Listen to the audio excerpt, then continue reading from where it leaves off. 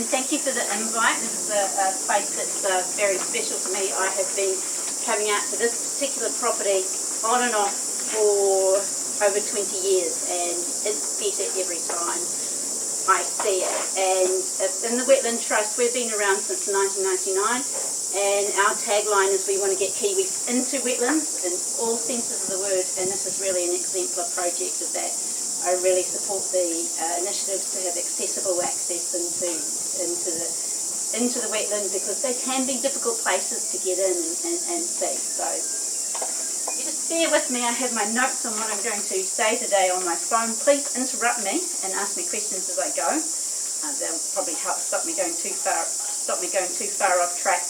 But I'm going to talk a little bit more about the trust. Then I'm going to talk a little bit about the theory about what wetlands are and what the components that make them up, and then I'm going to use that to talk about how can you use that theory of wetlands and wetlands types to inform your wetland restoration if you're doing wetland restoration. So, and then I'll open it to any questions you've got for, on your wetland restoration projects or anything you're interested in there. So, yeah, as I said, the National Wetland Trust has been around since 1999. We have a base in the Waikato. We have a place we're restoring a peat lake, Lake Rotopiko. It's out from Te Awamutu in the Waipa district. We've got a predator-free fence there. We've got a beautiful boardwalk through there. We've just completed some through the kahikatea. We have a discovery trail, which is something we have little stations, and you learn things as you go along, as you go through that wetland. We have plans to build a national wetland centre there, where it's somewhere where people can learn about the diversity of wetlands up and down the country. As part of the Wetland Trust, we have a newsletter that comes out for our members. We have a symposium every couple of years, which, COVID willing, the next one might be online. But what we really want with that is we really want the practitioners, the people who are actually doing the wetland mahi, to meet the scientists, the people who are doing the research, and really cross-pollinate ideas and really get wetland restoration going. We are also at the moment working on a book which is due to come out in probably June this year. Put it on your birthday list, put it on your Christmas list. It's called Life in the Shallows. It's going to feature about 17 wetland scientists as a way to introduce you to sort of a range of wetlands. And I've seen some of the pre-publication stuff. It's going to be stunning. You're going to want this on your coffee table. We also do advocacy in terms of we make submissions to the government on wetland-related matters, and one of the things we have done recently is we've joined with Forest and Bird and a number of other environmental organisations for the Every Wetland Counts campaign that's running at the moment. He Pui Ikia I Rohe Ko Repo Repo. The name of the campaign is online. Have a look, sign up to it. We're asking the government to look at not just halting the decline of wetlands, but we've got targets there for doubling them, for extra things for research and things. So that's something to look into. And if you know why we need an organisation just focused on wetlands, it is because it is an ecosystem that has suffered so much loss. The figure that's normally quoted is 90% loss in New Zealand, and that's about right. But what that really hides is a whole lot of regional variation. So here in Auckland, I think it's depending on what report you look at, it's between 96 and 98% of the freshwater wetlands have been lost. So you can imagine once you've just lost so much, it just makes the task so much more difficult. That's what makes these sorts of projects so important. And in the Auckland region, there's 5 really big wetlands that make up most of the hectares of wetlands that we have left. And that is, most of them are West Coast wetlands. So we've got, actually I might do a poll. Does anyone see if they can nominate what are the five wetlands, big ones left? Here. Yes. This is one of them. Whatapu, yeah, Whatapu is the biggest one. Big one on Great Barrier. Yes, Kaitoki Swamp on Great Barrier. The Kahinga wetland, of course. Yes, absolutely. And the other two, which are the Papakanui Wetland Complex, and that's in South Kaipara Head. And the other one is also up that way, which is owned by the Murray Neverman Reserve, which is also in the Kaipara Harbour, which is a Native Forest Trust wetland. Actually, most of the wetland in Auckland is those five. The rest are small. There's a lot of little wetlands, but together they're all really important. So if you're working on one of them, don't be overawed if you don't have over 100 hectares, because most wetlands are now pretty small.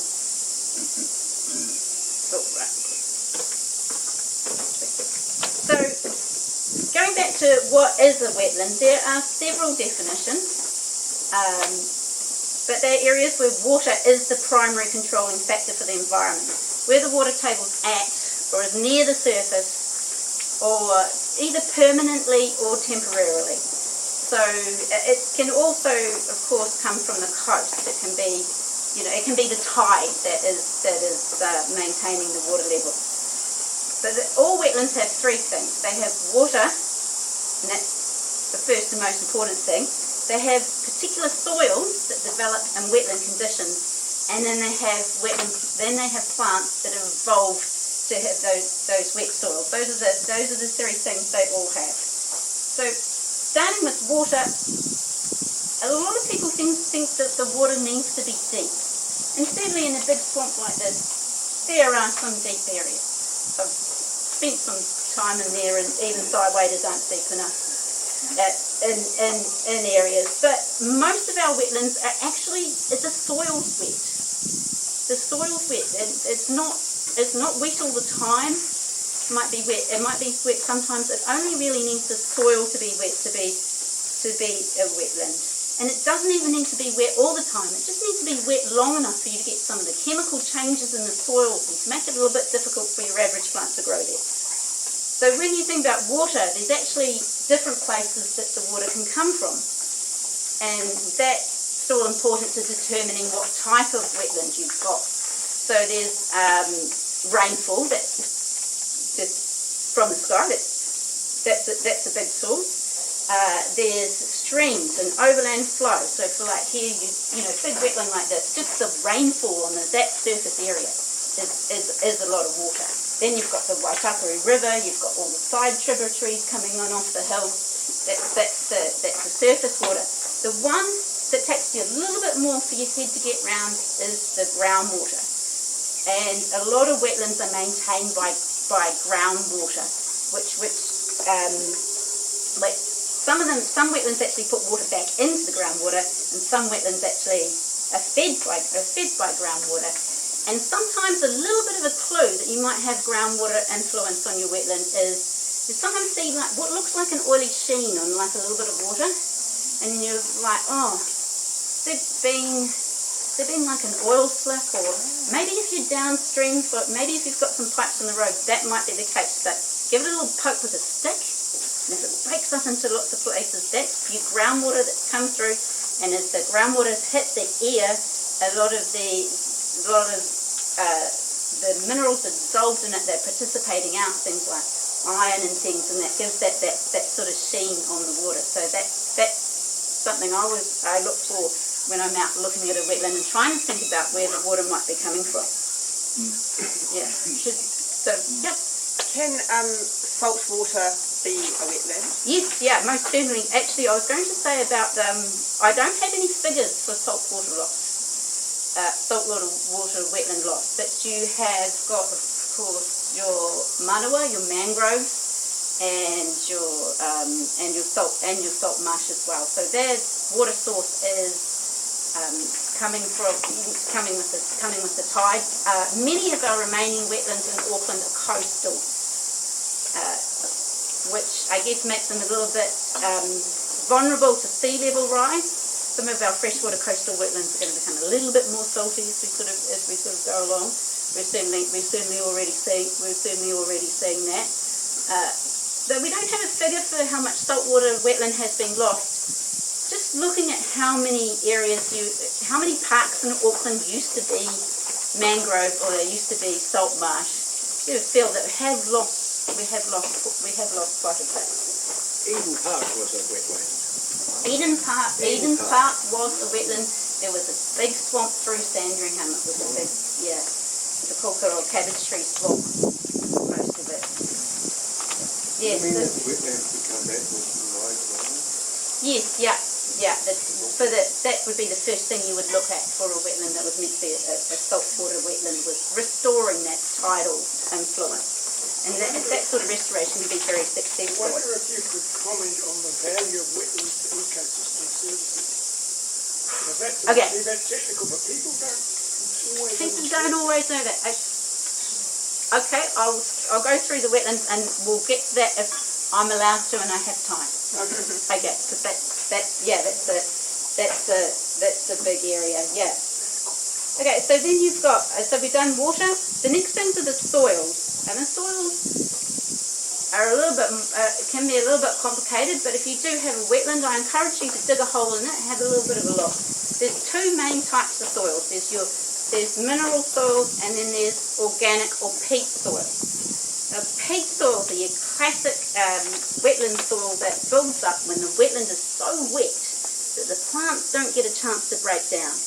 They don't have the oxygen and they can't break down. And over millennia, you can slowly build up a really big layer of peat. And those are our peat wetlands.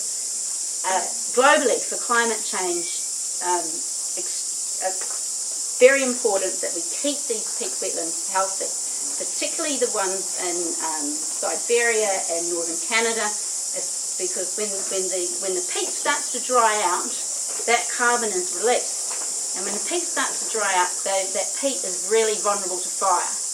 And we've seen that this year for a number of our wetlands. There's been at least 3 peat fires. There's a big one up in Northland, Kalmalmal, which is a really big peat fire there. It's very important that we try and keep these peat areas wet. So that's the peat soils. The other soils are mineral soils. That's where the water level fluctuates, so you don't get an opportunity for the peat material to build up. But what it does is the water goes up and down. It's taking, it washes a lot of the minerals out of the soil, and you often get this very pale sort of soil. But it's a different kind of soil. But it's also a wetland soil, and it's pretty challenging for plants to grow in these conditions. So the third thing you should think about with wetlands is plants, and these plants have adapted to the high water levels and also to the these soils. And there's so many different kinds of wetland plants, and they all have a different way of managing to grow in wet areas. Like our big kahakatea trees, that buttressing root, that's a classic. We're staying stable in ground that's really wet. And that's how they go out. There's swamp mire, and if you've ever seen swamp mire, it's a little bit rarer, but it actually has pneumatophores, like the breathing roots, like the mangrove has. The little tiny pink things all around the ground, so just to try and get some of that air to the soil. The pukatea, which is our other big swamp tree, has knee pneumatophores. So you'll see the tree, and then a root will go up like that, and then down again, and that root is trying to suck in some oxygen. I've picked a couple of things as I walked around.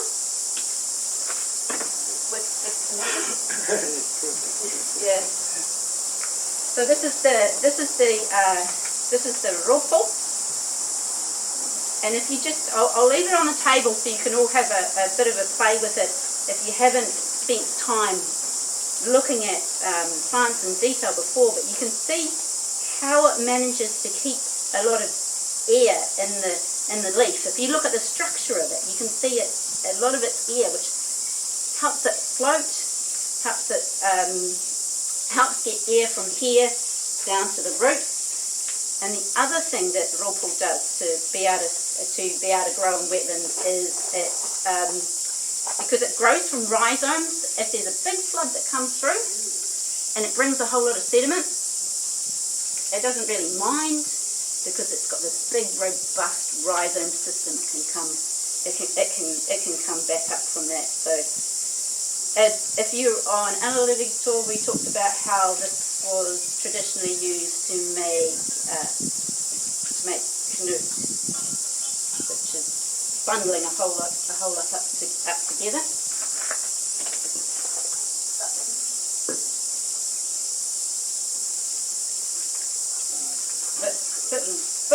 Bit more battered, but this is yes, yeah. Come and have a look. Come and have a look at inside, and you'll see that this is Macarina articulata. Thank you. My Latin escaped me for a second. I don't know the Surreal word for this plant. You don't happen to know. It's got little cross balls all the way along, and it keeps in its ear.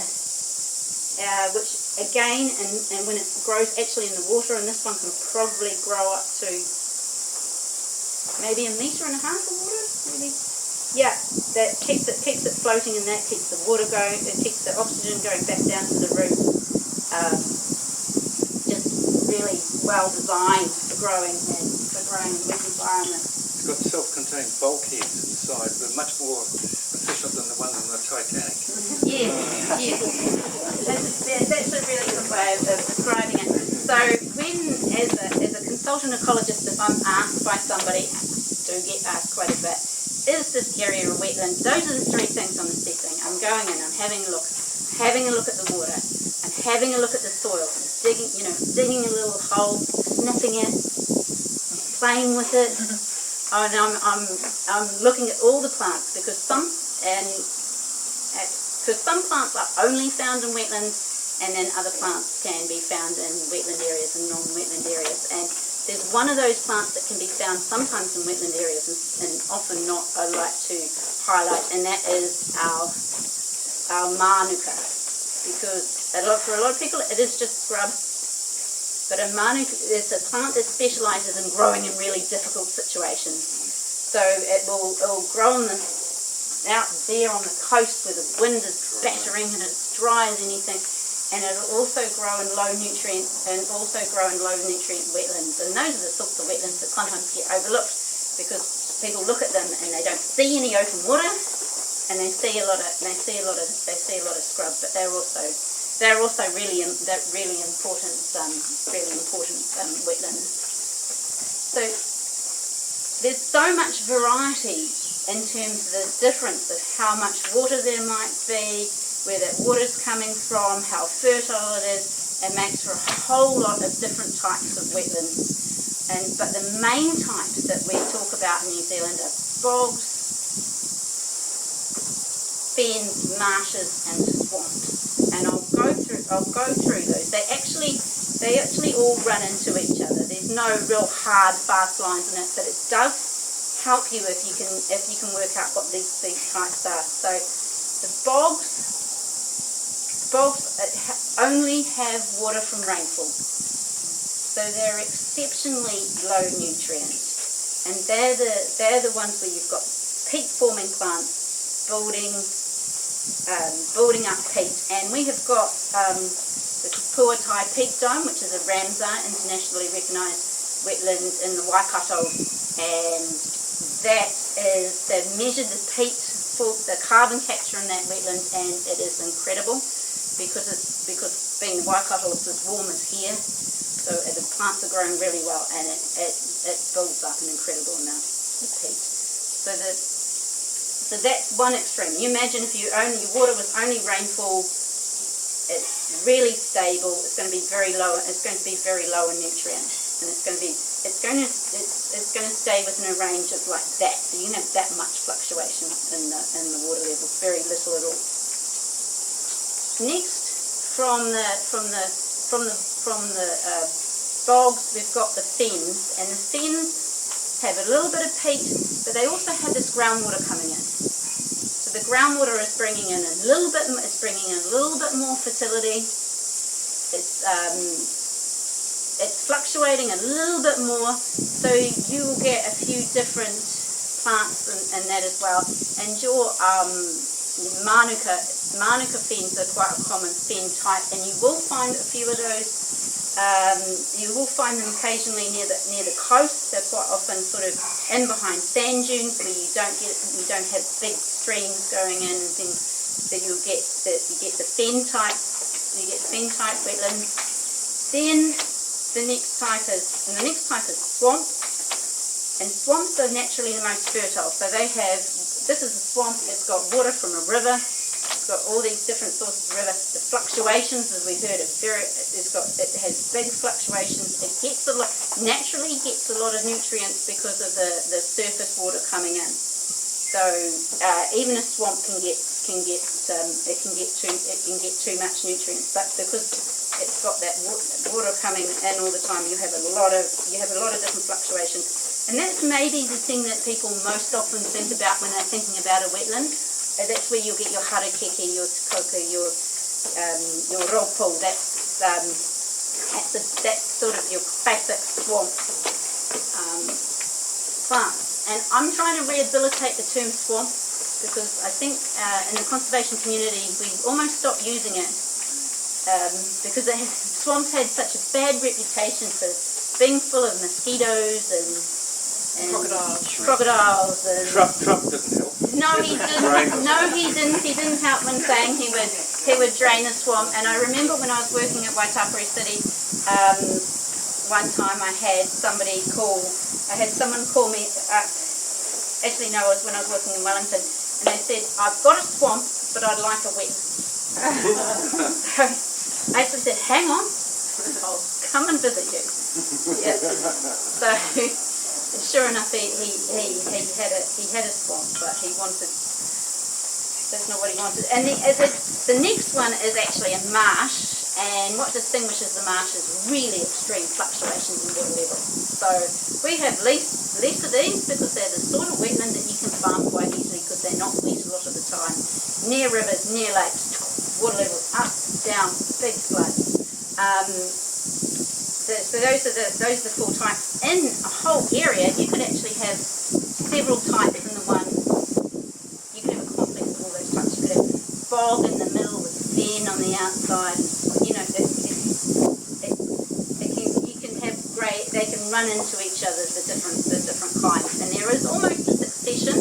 Whereas if you have a swamp and if it's there long enough, it might build up enough dead material, and then it just gets above the water level a bit, so it's only getting rainfall. You can have a succession through those wetland types as well.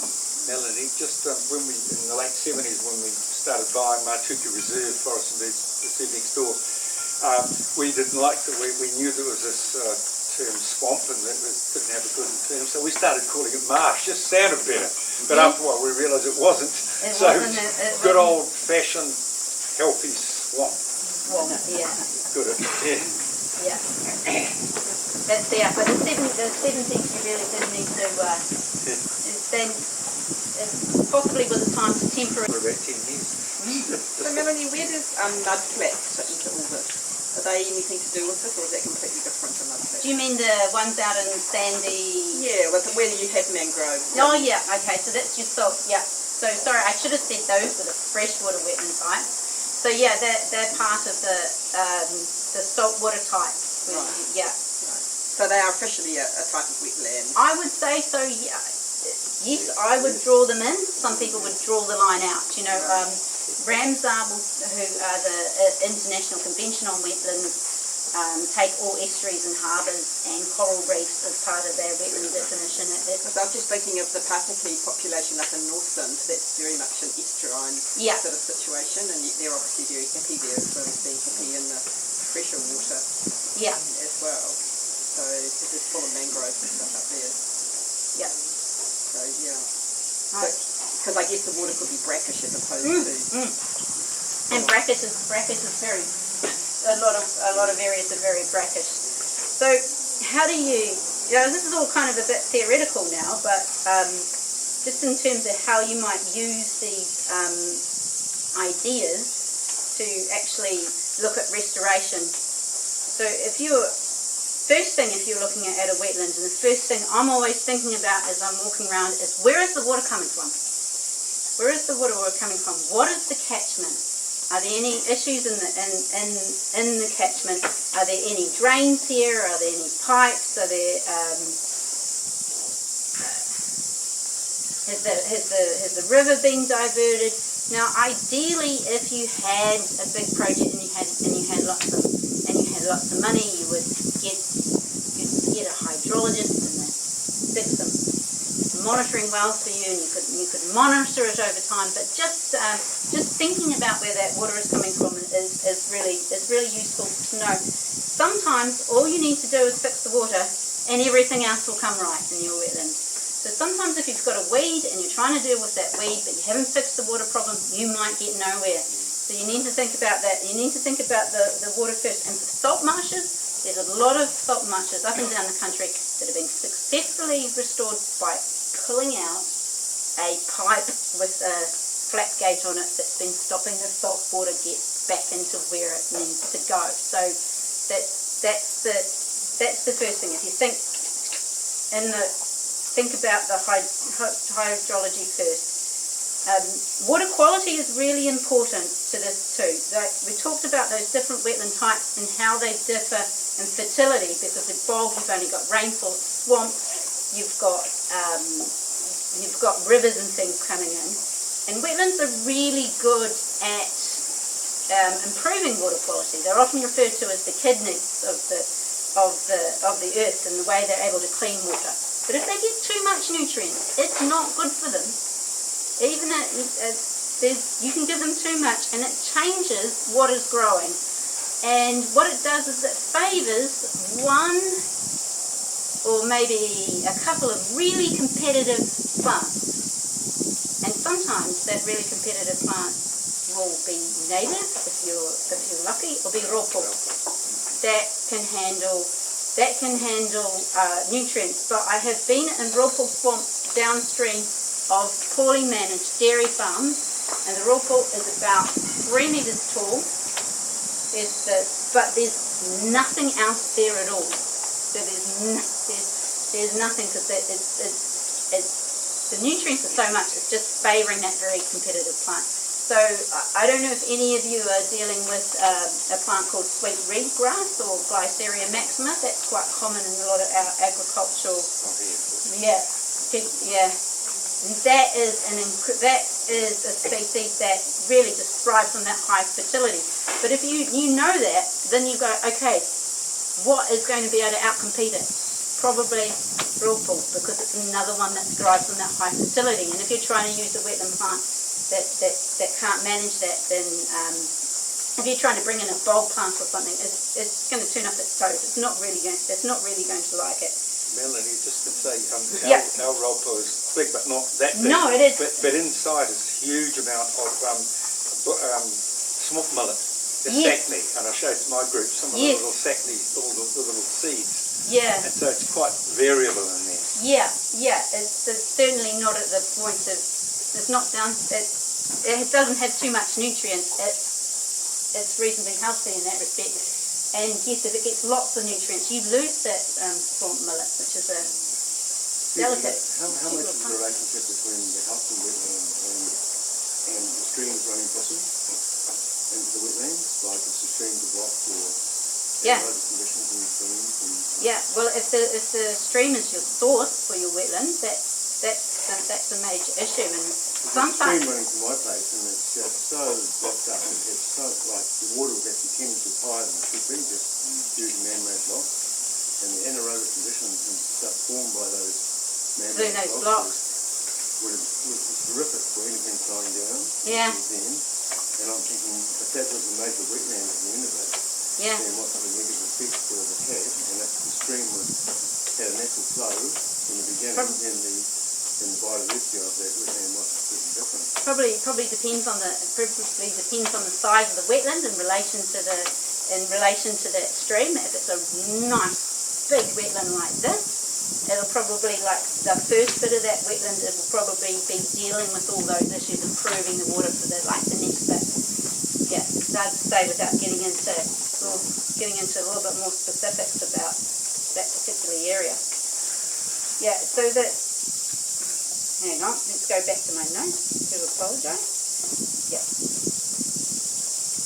Yeah, talking about the soils, the soils are a little bit more specialist. But, just to let you know, one of the interesting projects I'm working on at the moment, I'm working with a soil scientist at looking at re-wetting a area of peatland, and that's something we've gotten more excited about as part of the Wetland Trust, not just protecting the wetlands we have left, but let's restore them back where they were.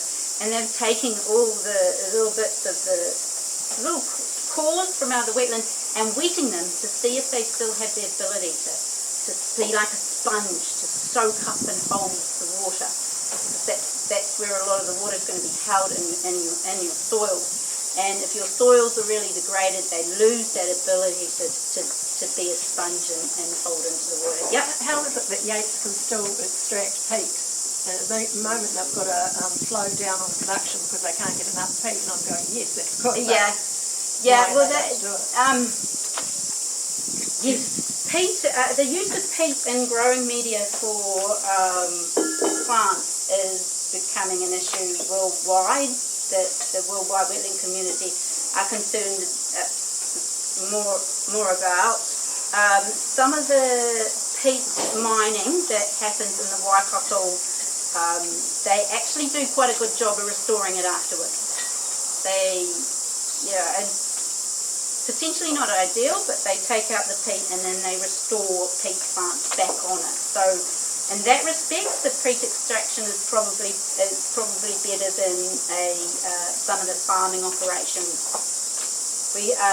Beverly Clarkson, who's on the Wetland Trust, has done a lot of work on this. So then, although there's no truly sustainable peat use, other than maybe a little bit for your whiskey, if you're that way inclined, no, just a little bit out of your Irish bogs, but that isn't the worst peat operations there. Yeah, well, some are going to Koya, which is, I think, more sustainable. Yes, yeah. I think some will. But there's been a worldwide explosion in pot plants. I don't know if anyone else has noticed that. People have gotten really into growing pot plants. They're selling for thousands of dollars on Trade Me, and so people, it is putting pressure on peat. Is that indoor plants or outdoor plants? Is that for indoor plants or outdoor? Both, yeah. Both common in there. Can they grow alternatives like bedding moss and peat? There are alternatives. Not an expert. Koya is the alternative. But yeah, just comes from coconut, which you can sustainably harvest. Yeah. So in terms of planting, if you've got a wetland that you're looking to do planting in, knowing what wetland type you're aiming for helps you select your plants. Knowing how high the water gets, how much it fluctuates, what kind of soil you have, just broadly, what kind of wetland is going to help you choose your plants from your planting list. And in here, the planting, there's been a lot of the carex or the pude. What else is a lot of kahitia? What else is, help me out, John? Haramu, back in the dry places, yes. And then a lot of manuka and cabbage tree. Really going, yeah. But also flax on the flatter parts. Yeah, the harakiki. So those are classic swamp plants. You've got a few things that can deal with drier edges because that's an area you're going to need to plant more. As you can see, every time I come out there, I see that ropo marching closer to the track, which is just incredible to see. 20 years ago, when this was farmed, there were a lot of old cabbage trees with the but do you remember that disease that came through? Yeah, so it was a lot. They drained it. The area was drained, so they weren't very happy about that to start with.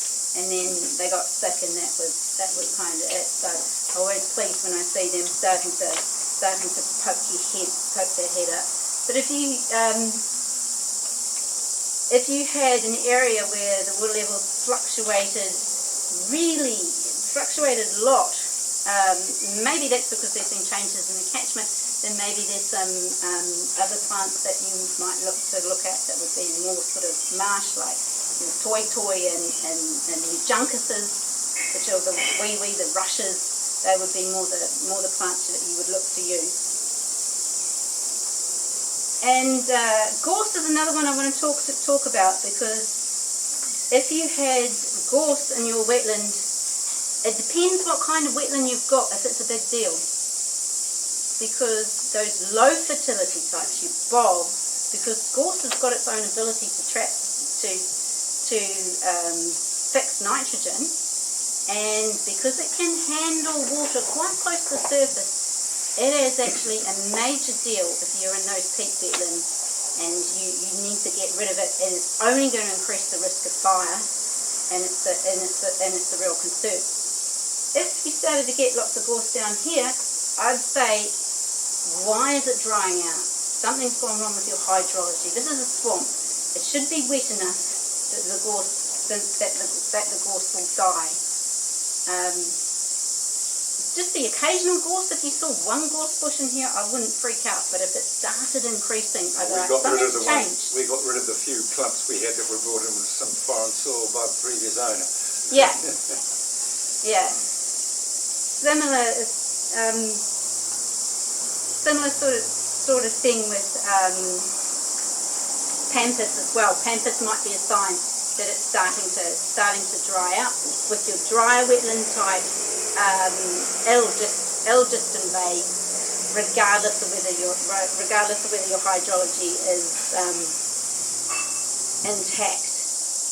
So if you want to know more, there was a very good book that was brought out on wetland restoration by Melanie, and it's available in libraries, and it goes through, it has a chapter on nutrients, a chapter on hydrology, chapter on weeds, and it helpfully breaks down the weeds by the types as well. So I would, if you're looking for further reading after this, then I would recommend getting that. It's available online, and it's out of print now, but it's also available at nurseries. I was going to bring my copy, but I was worried. Johnson and Brook is all the plants. Yeah. Wetland Restoration New Zealand, Clarkson and Monica. Clarkson and Peter People. Oh, that's good. Yeah, that's what I'd recommend is the big wetland text. Yeah. Melanie, I wonder if you could tell us a bit about the rules and regulations. Thank you. Yeah. That was the bit I was going to talk. That was on my list to talk about. So in 2020, the rules for wetlands were changed. They were strengthened, and that is because the background to that is we're still losing wetlands in New Zealand. So in Wellington, the Ministry for the Environment, together with the ministers, have put out some new rules, which is the National Policy Statement for Fresh Water and the National Environmental Standards Freshwater. Now the reason why I'm telling you this is if you are restoring wetlands, you need to know that there are rules. The rules don't just impact people who are trying to destroy wetlands, they also apply to people who are trying to restore them. This is going to require a resource consent of $1,000 each. Plus probably planning, which could be 2,000 or more. So yeah. Landowners could be put right off by that. They can, and this is something that we as the Wetland Trust have been talking to councils about, and also to the ministry about. The thinking is good. The thinking behind this is that sometimes when people do weed control and things and they don't really know what they're doing, you can make things worse. So. If you're doing weed control in a wetland, and you're in the Auckland region, go onto council's website. There's a form to fill out, permitted activity notification. You just tell them that you're doing that. If you are doing weed control over an area of 500 metres squared, which is pretty small, or over 10% of the wetland area, then you actually need to get a consent for the weed control. And I have a client in South Auckland, hell of a nice guy. Neighbour said to him, can I come and get rid of those grey willows in your wetlands? And he was like, beaut, get rid of it. Pulled them all out with the machine, made a bit of a mess. Somebody complained, and now he's going through that compliance sort of stuff. So, which is a shame because his heart was in the right place. So I think certainly need to have conversations with the council with how to make sure that that community groups don't get caught up in red tape whilst trying to do restoration, because it's really important work. It is important though. It is worth getting good advice. You don't want to. I can understand why you wouldn't want people just willy-nilly pulling culverts out of things or not understanding what some of the impacts might be in flooding and things like that. But that's how the rules stand at the moment. But it includes planting as well. It includes planting. Mm-hmm. It includes planting. We're probably breaking the rule with planting. What about 10%? Can you assume 10%? Yeah, you could be cunning with it too. But I'm just, how long does it take to fill out this? If you just sent in a form to council? Yeah, but $3,000. No, that's if you have to get a consent. Yeah. And then you've got possibly, they may, I don't know yet, but they may ask for a plan from an ecologist or someone equally qualified to put a plan together. They might. Yeah, they might. So the reason for the planting is because they don't is because up and down the country there has been situations where plants that are outside the area that are inappropriate for the wetland have been planted, and sometimes I'm thinking of some of my botany friends here, you'll have some sort of special plant that's about that big that only about 4 people know how to recognise, and someone comes in and Well, shouldn't it be a free service then? I think it should be. Certainly do. Free advisory. I think it should be a free advisory service. The Wetland Trust would love to be able to offer that, but we're quite small. We have one half-time employee and a bunch of volunteers. So yeah, but just be aware of it. The main one is that there's the notification for anything in a wetland. Just fill out a form, send it in. One of the questions is, what wetland type do you have? And you go, oh, I might know that now. Confidently write, you've got a swamp. Because that's what most of you will have. Yes, on TV said, good soil rise. Oh, yeah. Please don't, yeah. Sorry, but are you saying this form, is that the resource consent? There's what's called a permitted activity notification. So you don't need a resource consent, but you need to give council the warning that you're going to be doing the work. But that's not $1,000. That's not $1,000. That's like 10 minutes of your time to. That just notifies them to come and visit. Yeah. Sure. Michelle, do you have an email list for this group? We can probably see where that is. I do think it'd be worth continuing conversations with Council's biodiversity team how to streamline that for people like yourselves who are likely to be restoring wetlands. What was the size again? You said 500 square metres? Yeah. If you're above 500 square metres, then you need a consent. Oh, okay. So then you have to apply for it. So that's actually, or 10% of the wetland. That's the one you might be caught with a small wetland. Changing 10% of the wetland. Yeah. In any way. Yeah. Including improving it. Including improving it. Mm-hmm. Yeah. Yeah. Ours is bidding cheer, eh? Yeah. We're going to go 5 years. So I wouldn't know if you would, John, you'd be nowhere near 10% of this wetland. as a whole. Oh, as a whole, yes. We take all So, the but flat you land. might be more than 500 metres squared. Although we've taken horses out and they did a lot of damage and we improved it. Oh, Indeed. hell. Oh, no, you do. Indeed, yeah. So, Oh, heck, we're on the there might be some changes happening because even the Department of Conservation, I think, has found these rules a little bit tricky to work with. So what I'm telling you now might change in later this year. I'll make it work. What I'm actually worried about is that the pendulum might swing too far the other way. We've got now stronger protection for wetlands and it might go back to having not enough. So, but one of the things we've found for the Wetland Trust, we did an investigation into wetland loss, which was funded with help from the Eli Trust, the Environmental Law Initiative, and we found the issue wasn't so much the rules. The issue was that people weren't following the rules. So in a way, we sort of think strengthening the rules is probably not as good as actually strengthening the on the ground compliance. So yeah, that's the bit. That's the rule.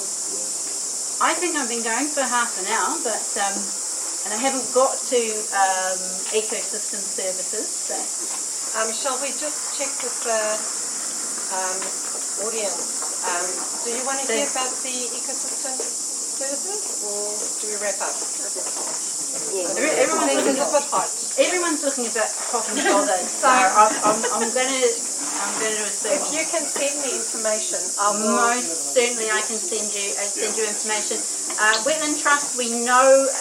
We've surveyed our members and we know our members are also members of a lot of other things, so I'm probably asking people who are already members of a lot of conservation things to join us, but please consider joining us. If not, we're on Twitter, we're on Instagram, we're on Facebook.